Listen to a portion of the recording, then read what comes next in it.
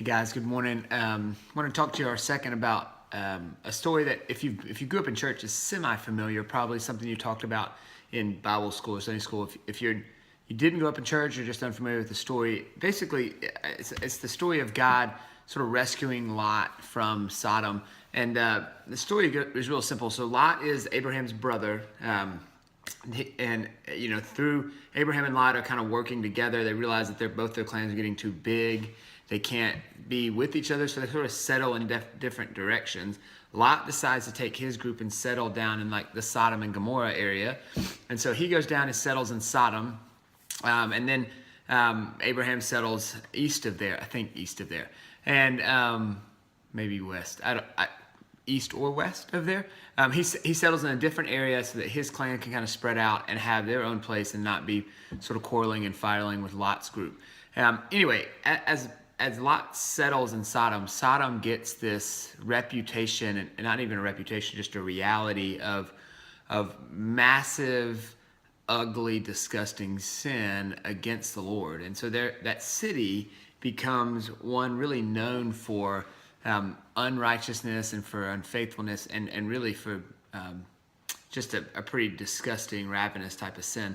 And so Abraham is chilling, and these three guys come up to him. They're supposed to be supposed to be like personifications of the Lord, of Jesus. Maybe even some would say maybe even Jesus himself.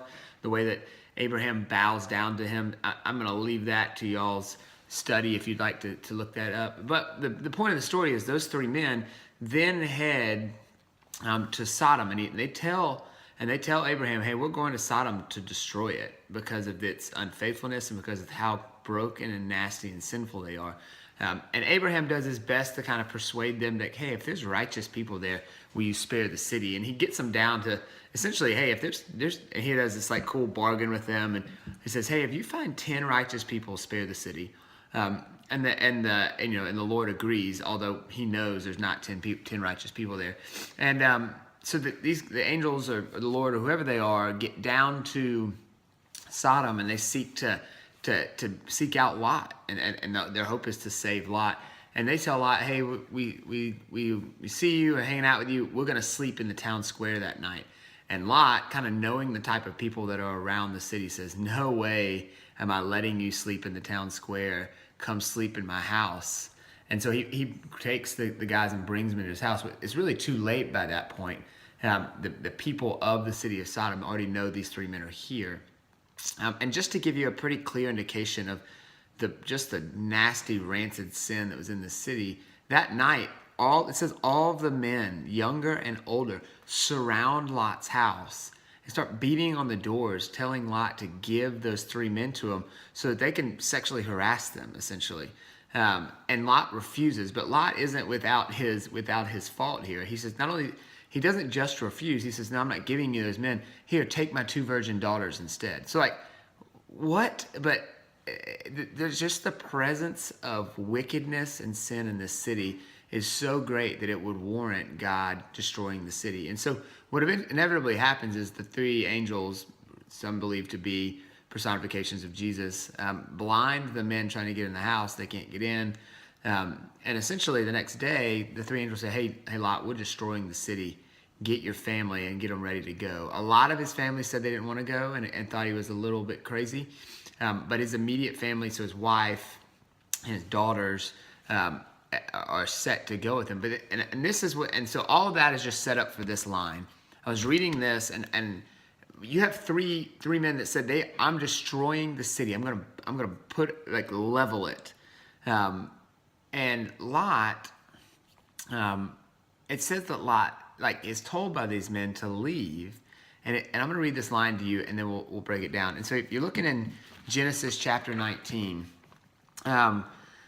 it starts in verse 12. He says, then the men said to Lot, have you anyone else here, sons-in-laws, sons, daughters, or anyone in the city? Bring them out of this place, for we are about to destroy this place, because the outcry against this people has become great before the Lord, and the Lord has sent us to destroy it. So that's sort of the warning to Lot.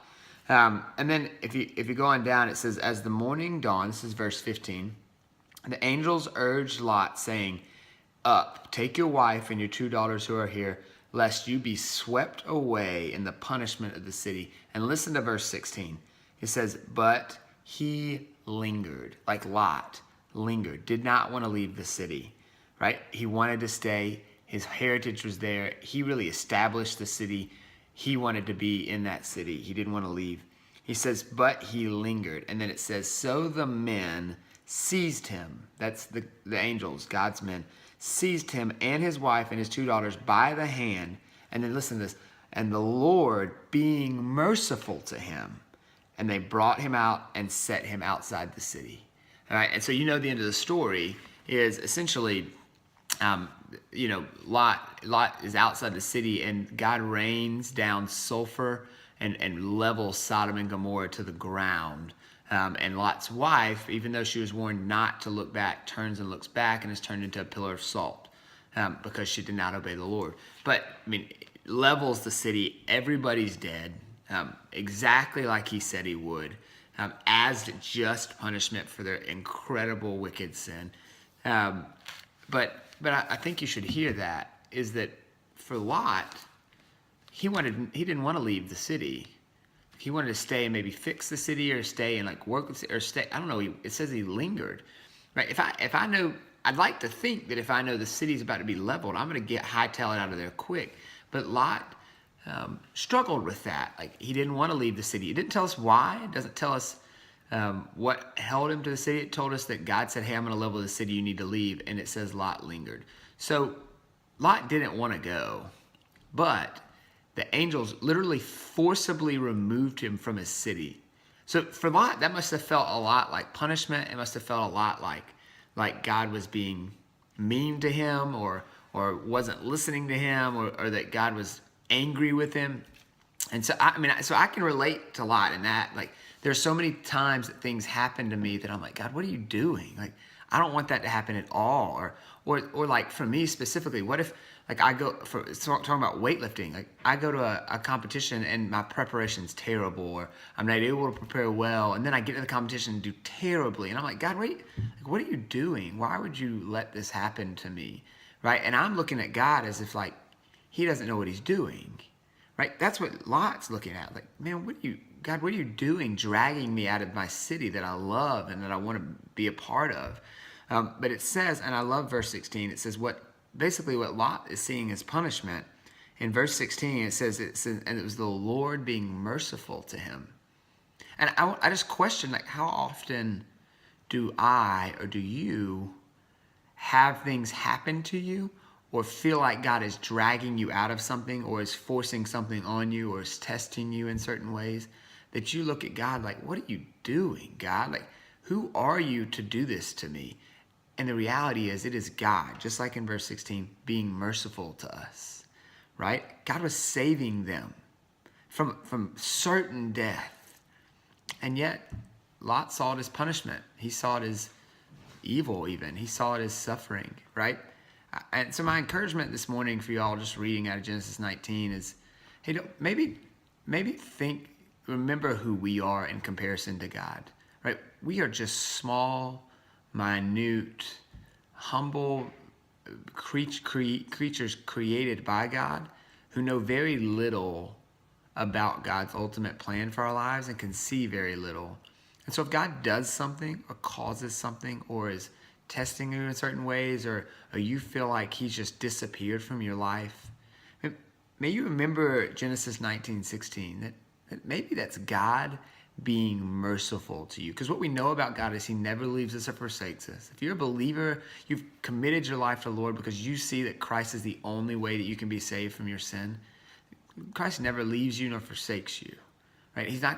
There's nothing that can separate us from him. He's not going to abandon us. He's a covenant-keeping God that keeps his covenant with his people.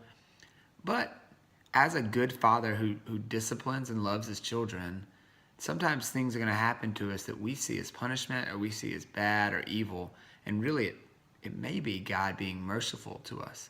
Lot was forcibly removed from the city that he established and that he loved. And he was really distraught about it. It said that he lingered. Right? We know, looking at it however many years later from a much bigger macro view than Lot could see, that was indeed God's greatest gift to Lot. and it was mercy to him. How is that? So think about your shoes and the things that are happening to you. Are people going to look at your life, or are you even going to look at your life 15, 20, 30 years later and go, gosh, man, that was really hard then, but it was God's mercy to me in the midst of it. So that's my encouragement to y'all. Like, let's not be discouraged by our circumstances. Let's not be angry at God by our circumstances, but maybe let's look at Lot's situation and relate it to ours and see that maybe it is God's mercy in our lives. Love y'all.